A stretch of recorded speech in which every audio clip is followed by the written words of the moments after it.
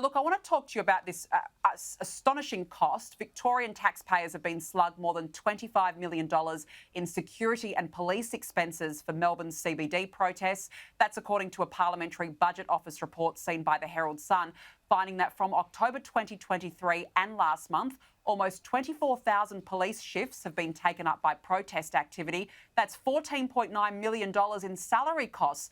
David, as a former police minister yourself, how do you feel hearing those sorts of figures?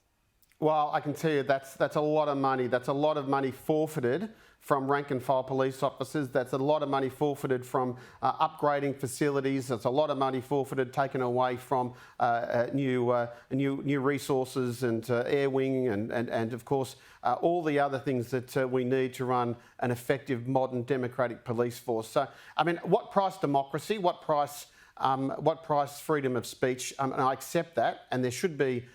We should be celebrating the fact that we can have these celebrations, but when they're saying the same thing time and time again, and what does disturb me is that these protests have included calls for violence, and they've included the burning of the Australian national flag. So they're not necessarily law-abiding citizens. They're not people campaigning for higher pensions or against higher education fees. These guys are people that are advocating for a way of life that is not the Australian way of life. So, yes, allow them to have one or two, encourage them to be part of public discourse. Of course, it might be uncomfortable for Bevan Shields, but everybody else can cover it.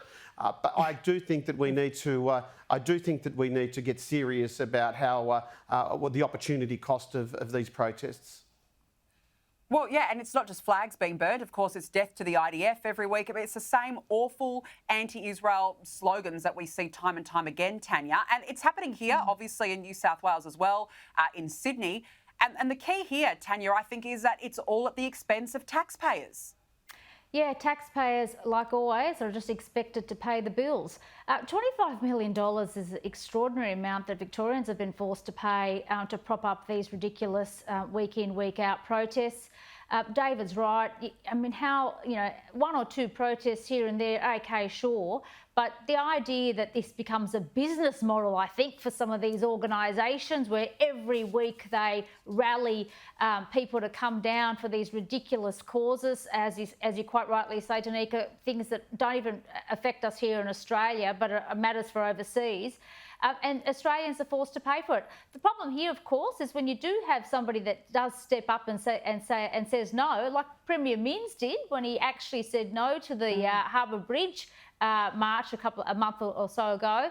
What happened? The courts overrid him and decided that they wanted it anyway. So this is a problem we have in Australia. But I've got to say, it's time to actually make these protesters and organisations pay for the costs of all the police that are forced to be there to help manage these rallies and protests. That's the big issue. They've got to pay up.